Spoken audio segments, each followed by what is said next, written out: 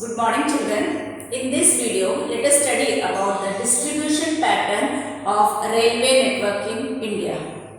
We have already studied that the distribution of railway network is not even in India. So it depends on many factors like physiographic divisions, then economic factor and many of the administrative factors. So, the different physiographic divisions sometimes favor the laying of railway lines, sometimes it obstructs the laying of railway lines.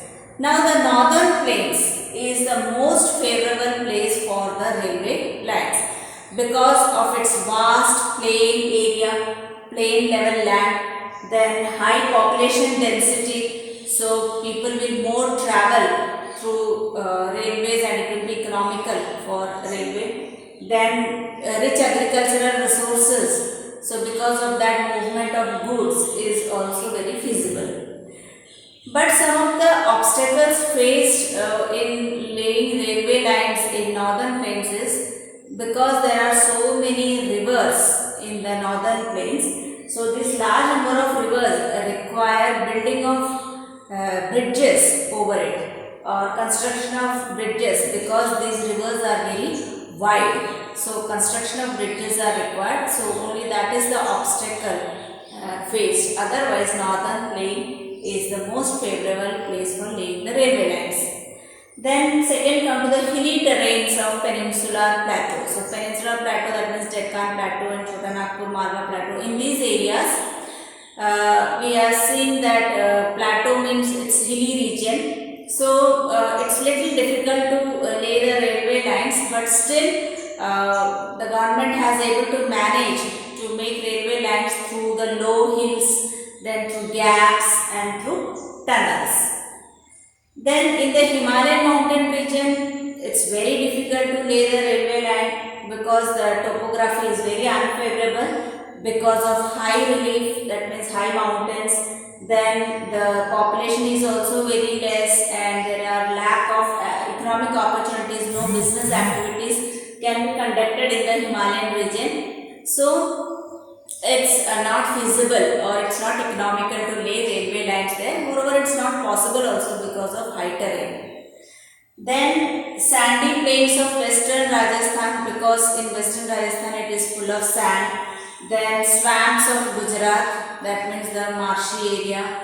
Then in Madhya Pradesh, Chhattisgarh, Jharkhand, Orissa, there are many forests. So in these areas also laying of railway line is very difficult because either of forest or because of swamps or because of sands.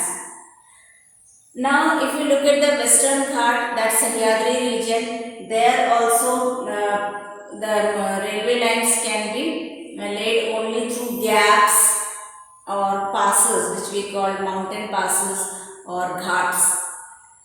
Then nowadays, since last few years, Konkan railways have developed in the western coast of India, and this has helped in the movement of passengers and goods. And this is one of the most economically developed region of India. So laying of Konkan railway is beneficial. But one problem which is faced by Konkan railway is at many places the tracks get sink and sometimes the landslides also occur because on the both sides there are hills. So landslides also occur which blocks the railway lines. Now these are some of the distribution pattern of railway network in India.